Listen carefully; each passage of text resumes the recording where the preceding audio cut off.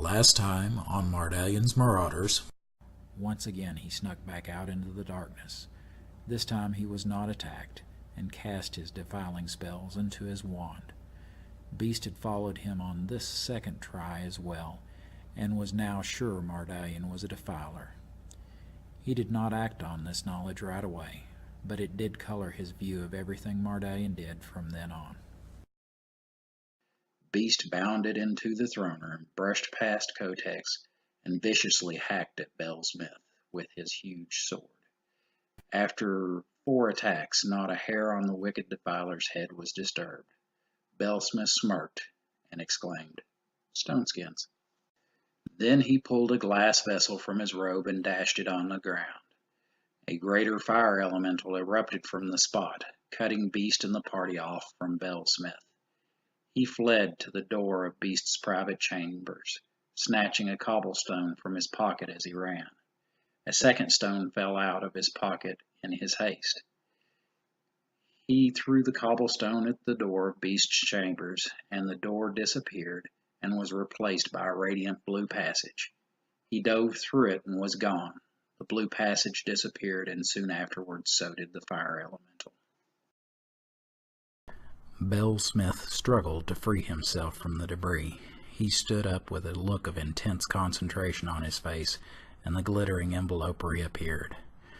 Watching from her carpet above, Click was inspired by Door's unconventional attack.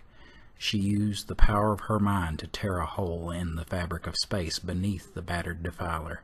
She opened the other end 150 feet directly above Miska. Bell Smith fell through the hole in reality and out the other side. He rained down out of the sky like a ballista bolt and struck the great demon lord between his shoulder blades. The defiler's body speared through his ally, bursting from Miska's underside, shattering the man's legs. Bell Smith's upper body came to rest somewhere in the giant spider fiend's lower torso. Miska pitched forward dead once more, only this time with 2 more gaping wounds. And now, Mardalion's Marauders.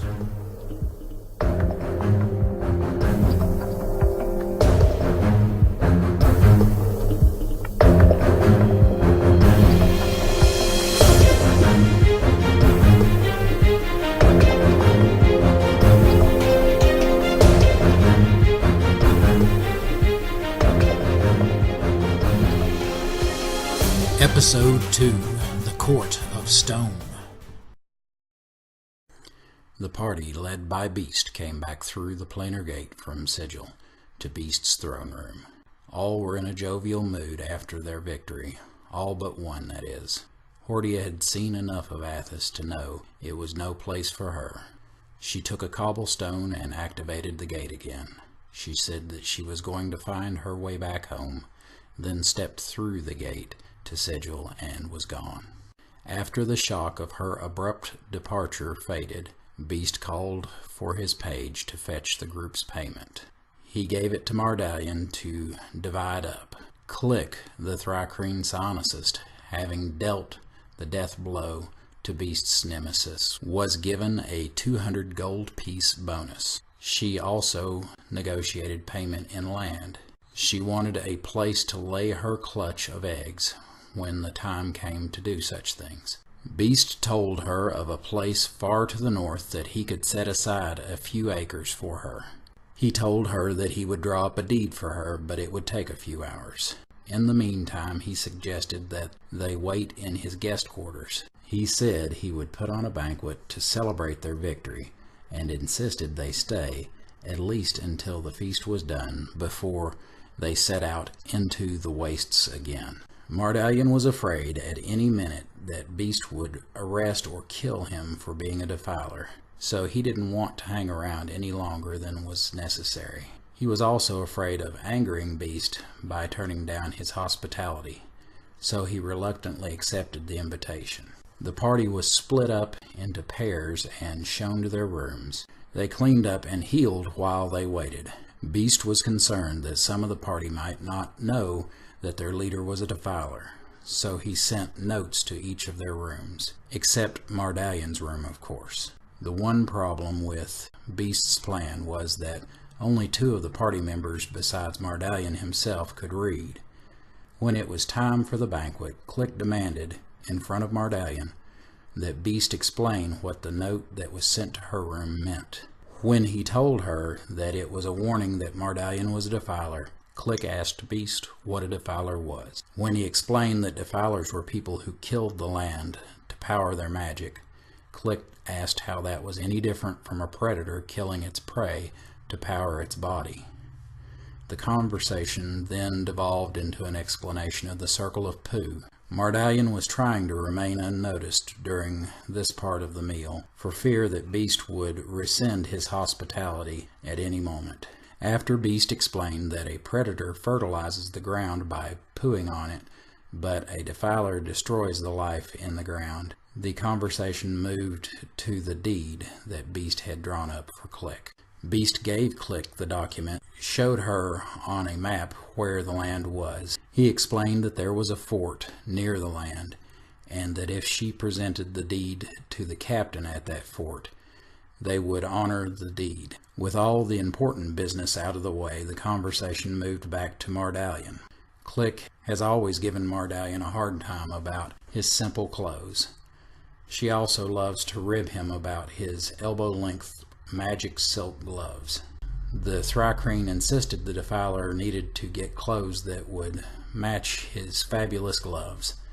He had plenty of money to buy a super swanky suit, Click reminded him. She asked Beast if there were any good tailors in Dunfey. Beast told her there were several. Seeing an opportunity to end the conversation and leave before he wore out his welcome, Mardaluion said, "Fine, let's go get me some new clothes." The party thanked Beast for his hospitality, and they made their way out of his keep directly. The party proceeded to the middle of town, the artisan district, and found a tailor's shop. Mardaluion found a suit that fit him well. It was dark green with a light olive vest and a belt. He dressed, paid the tailor, and left the shop. Before they got underway on their journey, the group refilled their water skins and bought dried rations. With that out of the way, they left Dunfey, and in a couple of hours they had found the caravan road. They headed north and did not stop until the sky was blood red. Mardaluion, as is his habit, cast Liamud's secure shelter for most of the party to stay in for the night. Door, being too big to fit inside comfortably, slept under the stars. Click used her carpet of flying to hover over the camp and keep watch all night. The next morning, the priests prayed to their elements, Mardaluion studied his spells, and everyone ate their breakfast and took care of their morning business before they broke camp and continued on their march north. The party trudged up the caravan road for hours, surrounded by bleak stony barrens all around them. Then suddenly the ground on either side of the road burst. Stones and depleted dirt showered down on the party. The dust quickly cleared, and the group found themselves surrounded by 4 giant megapedes. The beasts were all over 100 feet long, and they were bearing down on Mardaluion and his marauders, with ravenous hunger gleaming in their compound eyes. Before he had time to react, 2 of the great furry worms had bit down on Khran, nearly tearing him apart. Uli was the first to act. She threw down her magic obsidian mirror and activated it. The mirror created an exact duplicate of the water cleric, ready to take on the arthropod threat. Next, Khran counterattacked one of the megapedes that bit him. He opened a huge gash in its side with his great axe. As he was chopping at the great beast, Click tried to contact its mind and found it defended. She launched an attack on the defended mind, but did not succeed. Jarleel ran over to the other megapede that had bit Khran and stabbed it with his 2-hand sword. Another megapede attacked Khaleesi. It tried to claw her 5 times, but she was able to fend off all but one of them. She ended up with only a scrape on one of her arms. A 4th megapede attacked Jolree, the Earth Cleric. It was able to sink 3 claws into his body before he backed out of its range. Seeing that, Blaze decided, as she often does when dealing with gargantuan foes, to use her strongest poison. She loaded her hand quarrel and fired at the fuzzy leviathan, hitting it in its side. An enormous purple welt formed on its side almost immediately. Dor whipped out his longbow, and from his carpet of flying he fired 2 arrows. One flew wide, but the other found its mark in the back of a heretofore unhurt megapede. Jolry had been casting a spell when he was attacked. Because of this, all he could do was try to fend off the attack and restart his next spell. Finally, Khaleesi wheeled her great maul over her head and moved to bludgeon the megapede that Blaze had poisoned. Her first blow sent shockwaves through the behemoth's body, and her second caved in its enormous chitinous skull. The gargantuan beast fell on its side and shuddered as its life rushed out of it. Blaze was raked by 2 megapede claws, leaving her with long parallel gashes down her left side. The huge monstrosity that Jarleel had stabbed slung its head back and flailed its many claws at him. Only one found its way through his armor, inflicting a small cut on his upper right thigh. Seeing this, Jolry, the Earth Cleric, called down a column of scalding stones from the sky, pummeling and cooking the megapede to death. Dor pitched his carpet of flying into a steep dive and aimed to smash into the side of one of his huge foes. At the last instant, the superbug squirmed out of his path, sending the half-giant hard into the ground. He rolled and tumbled over several yards before coming to a halt, and then being promptly bitten by one of the 2 remaining megapedes. From high up on her carpet of flying, Click redoubled her efforts at forcing the gates of one of the megapede's mines open. Mardaluion leached the life from the ground he was standing on, gesturing and uttering strange magic words. As the black ashen circle formed around him, he pointed his finger at one of the great yellow beasts. From his finger flew 5 small, comet-shaped bolts of energy. They impacted on the back of the megapede he had pointed at. Finally, Click was successful. She delved deep into the subconscious mind of her megapede opponent, unleashing its id. This froze the huge worm in place as its mind was filled with an inescapable fear. Blaze, having reloaded her hand crossbow with another poison dart, fired it at the megapede that Click had just mentally attacked. The dart itself only caused a minor wound, but the poison overwhelmed the mammoth beast's heart, and it fell limply on the stony ground. Then Uli's copy fired 2 arrows from her longbow at the last remaining megapede and hit it once in the soft underbelly and once in its side. The real Uli ran into melee brandishing her magic dagger and lunged at the beast's head. It dodged the attack and nipped at her in retaliation. The back of her right arm was torn open above the elbow, and blood spattered on the thirsty ground. Niki, the halfling water cleric, called forth a steaming hammer and sent it hurling at the head of the last megapede. It smote the behemoth on the head, dazing it for an instant. Mardaluion used the same spell as he had before to pepper the megapede with magic missiles. The megapede was beaten, bruised, and burned. Its will to fight had finally waned.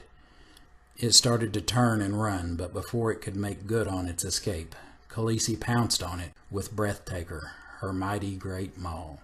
She hit the beast with a single devastating blow that finished it right there and then. With the threat past, the party tended their wounds before moving on.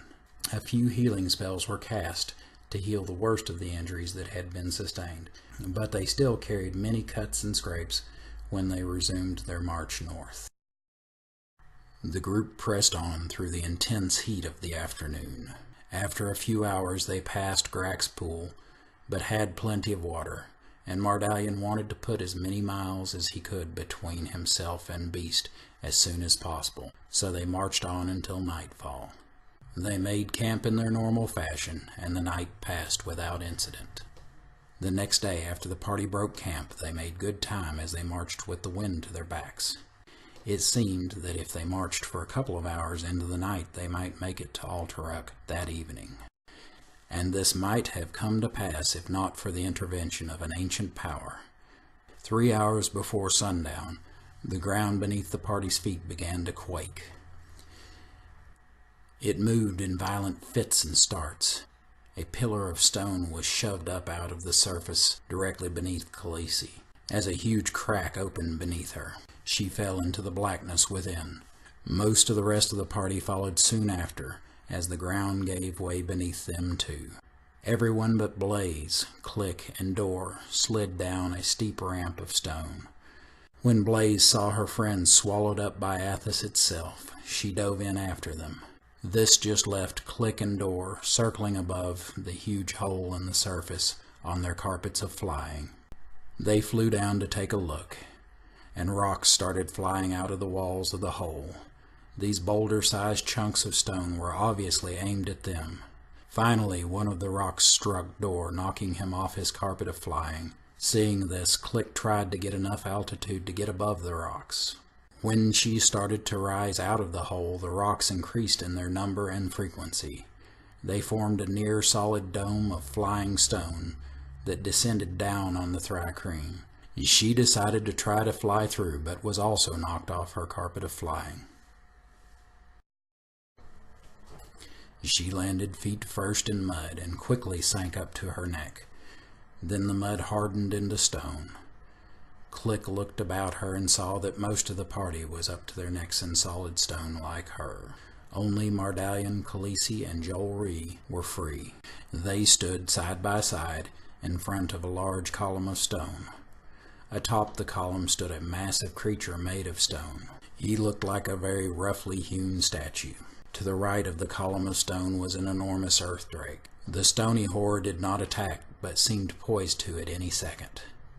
Opposite the drake on the left side of the column was a man in bronze plate mail.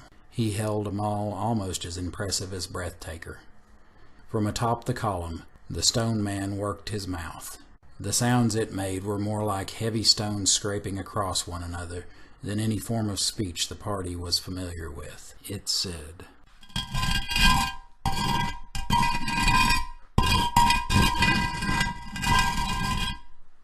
It pointed at Mardaluion as it spoke. The man in bronze armor then spoke in a gravelly voice. He proclaimed, "The great Thri-Kreen accuses you, Mardaluion of Tyr, of defiling most foul. You have defiled Athos, Sigil, and Horel with your destructive magic.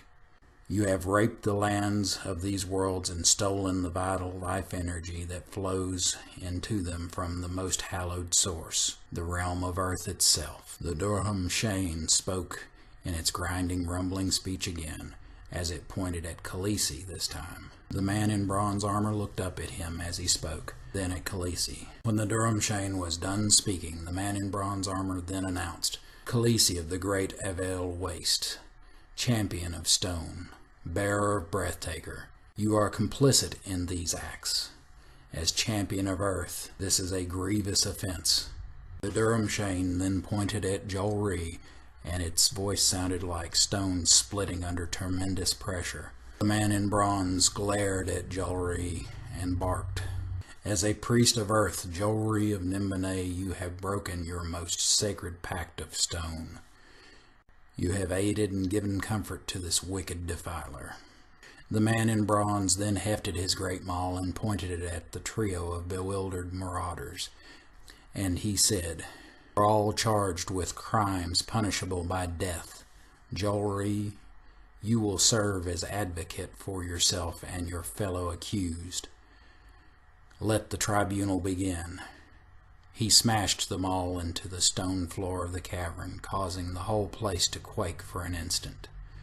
The man in bronze then asked Joel, "What say you to these charges?" Joel asked if he could confer with the other accused before he answered the charges. The man in bronze looked up at the Thri-Kreen, and it nodded. The man in bronze looked at Joel and said, "You may." The three accused huddled together. The Earth Cleric whispered, "They have obviously been watching us. There's no use in denying the charges. We should plea for mercy. Being anything less than contrite is only inviting a slower, more painful death." Khaleesi blurted out, "What did I do? Why am I being accused with the two of you?" The Earth Cleric shushed her, then replied, When you defeated Donnell, the former champion of Earth, and claimed his weapon, Breathtaker, you also took up his mantle as champion. Because of this, they see you as a servant of the realm of Earth who has turned against them by not stopping Mardalion's defiling. They see you the same way they see me, as a blasphemer. Khaleesi broke in. But... Joel Reel cut her off. But nothing. There is no use trying to talk the Dunham Shane into seeing our actions any other way. They have already decided our guilt. This proceeding is to decide our punishment. Mardalion suggested. We are both rich and powerful. Perhaps there is some penance we can pay, or something they want done so badly that they might spare our lives, so we can do it. The Earth Cleric rubbed his chin and answered to him, It's worth trying, I guess. With that, they broke their huddle, and Joel Ree bent low as he answered the Dunham Shane. O great Lord of Stone, Master of Mountains and King of Crags, we freely admit our crimes, and our guilt hangs heavy on us. It is true Mardalion has defiled the world, and we have not only not stopped him, but have helped him achieve his goals. The man in bronze replied, So you admit your guilt? Joel Ree answered, We do. But even as Mardalion leached the life from the lands he traveled, he sometimes served the interest of the Rocky Realm. Not 2 days ago we slew a great defiler many times as bad as Mardalion, along with 4 powerful agents of chaos. Surely these acts could earn some leniency, perhaps an opportunity for atonement? The man in bronze seemed taken aback. He looked up to the Dunham Shane.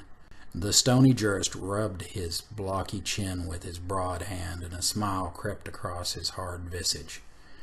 There was a long pause, then he spoke in his gravelly tongue again. The man in bronze translated, Atonement may be had if 3 conditions are met. Number 1, Mardalion of Tyr is forbidden to defile the lands of any prime world, any outer planar realm, or the plane of Earth ever again. Number 2, Mardalion of Tyr, you will within the next standard Athasian year restore lands equal to those you defiled.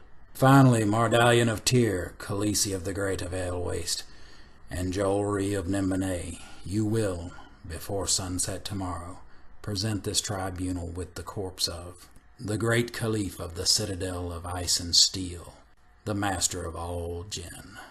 He resides on the plane of air. Khaleesi asked, How are we supposed to get all the way there and back in a day? The man in bronze replied, A way will be provided. With that, he slammed the pommel of his great maul against the cavern floor, and the Dunham Shane raised his hands above his head and dropped them suddenly. The next instant, the whole party found themselves blinking in the late afternoon sun, wondering where they were exactly. They were no longer in the stony barrens they had been marching through the last couple of days. They were now surrounded by tall sand dunes, and the caravan road was nowhere to be found. Uli walked over to Khaleesi and Mardalion and asked, So what now? Mardalion just shrugged his shoulders in answer. Click noticed the wind start to pick up. Within seconds it was swirling violently around them.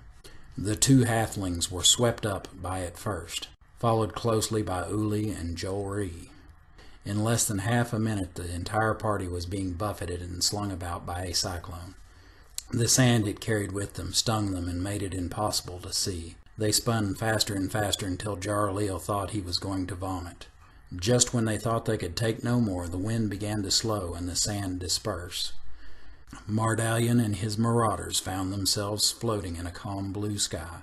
They looked all around for the ground and saw nothing but an endless blue nothingness, save for the small brown smudge that marked the sand from the cyclone that they were now drifting away from. Suddenly Khron cried out, Over there! He pointed with his great axe. The party craned their necks and strained their eyes to see the distant speck he had spied. The speck rapidly grew in size, and before long they could tell it was an elf woman. Not an Athasian elf, but one more like Hordia had been. As she loomed closer, she slowed down. She had golden hair pulled back in a tight braid, and her snug-fitting clothes seemed practical for movement through tight spots. Blaze recognized her as a fellow thief. Floating near her head were a dozen or more tiny things that sparkled and glinted in the light. She was counting them and placing them in a small pouch as she approached the group. The elf called out, "Hello there!" A bemused look crept across her face as she watched the party flounder about in the open air with nothing to push off of to help them move. She asked, "You're new to the plane of air, aren't you?" Blaze smiled. "Yes, can you tell us how to get to the Citadel of Ice and Steel?" The elf narrowed her eyes and said, "I'm not supposed to talk to strangers, so I guess I'll have to introduce myself, and we won't be strangers anymore. My name is Lucy. What's yours?" The halfling thief answered her question with, "Blaze." Then she asked, "How do you get anywhere around here?" Lucy replied, "Let me answer your first question about where you want to go, then I'll explain how to get there." Lucy pointed behind the party and said, "Here comes the Citadel now." The party twisted, kicked, and flailed about trying to turn around. When they did, there was what looked like the lower half of a gargantuan erdlu egg hurtling past them, what must have been several miles away. Lucy continued, "As for how to get there, there's lots of ways, but the easiest is to fall there. You see, here in air, if you truly believe one direction is down, then it is. You will fall that way until you hit something, or you change your mind about which way is down." With that, she looked at the Citadel, cocked her head to the right, and plummeted towards it, leaving the party behind. Blaze giggled at the thought of such a long free fall and announced, "You heard her. There's the ground. Remember to change your mind before you go splat." The lithe halfling streaked off after Lucy, her wild hair roiling in the winds as she fell. Seeing the first two fall, the rest of the party was convinced that the Citadel was down, and they began to fall. As the Citadel loomed large before them, they could see its upper half was mostly flat, covered with gardens and elegant towers, each of which seemed to be made of both steel and ice. Lucy changed directions a few hundred yards from the surface of the Citadel. She disappeared into the window of one of the towers. About that time, most of the party realized they needed to slow down before they reached the ground. All but one of them successfully convinced themselves that the Citadel was up. They drifted to a halt, then reversed their concept of down again so that they could touch down on the surface of the Citadel. Dor the half-giant was the only party member who couldn't get it right. He plummeted at terminal velocity right into two guards standing at the door of the tallest tower. The guards were killed instantly and disappeared into a puff of blue smoke. Dor rolled over, unable to breathe for a few seconds. Click ran over to him and helped him up. She led him behind a nearby tree. The rest of the party had all landed around a circular courtyard at the base of a tall tower. They all ducked behind trees as someone came storming out demanding, "What in the nine hells goes on out here?" He was a very tall man with a dark tan face that sported a long mustache and pointed beard. He looked about for the guards and yelled, "I'll have you skewered if you're sleeping." To keep him from making more of a scene, Mardaluion stepped out from behind a tree and called, "Hello there, can you help me?" The mustachioed man barked, "What are you doing here?" Click could see that things were about to get very bad, so she took the initiative. She opened a dimensional door beneath Dor's feet and placed the other end 50 yards above the aggravated man. The man died instantly under the impact of Dor's great bulk. Mardaluion ran up to the doors of the tower and flung them open. Inside he saw a great circular room filled with plush lounges, upon which were people of all descriptions, lavishing in indulgences both varied and exotic. The people looked up at the door, surprised at the defiler's appearance. Mardaluion drew energy for a fireball spell and cast it at the center of the room. The room was bathed in flame and smoke a second later. All the people were now nothing more than charred corpses. Kron burst past his wizard friend and ran into the tower to finish off any of the defenders that might still survive. With that, our game session ended because it was getting very late. To see what happens next, watch episode 3 of Mardaluion's Marauders campaign journal. the Citadel of Ice and Steel. Because it takes a long time to make each of these episodes, the best way to make sure you don't miss one is to subscribe and to hit the bell button. That will notify you every time a new video is posted. If you liked this video, please like and leave a comment. If you know someone who would like this video, please share it. I wish you a great day. Thanks for watching.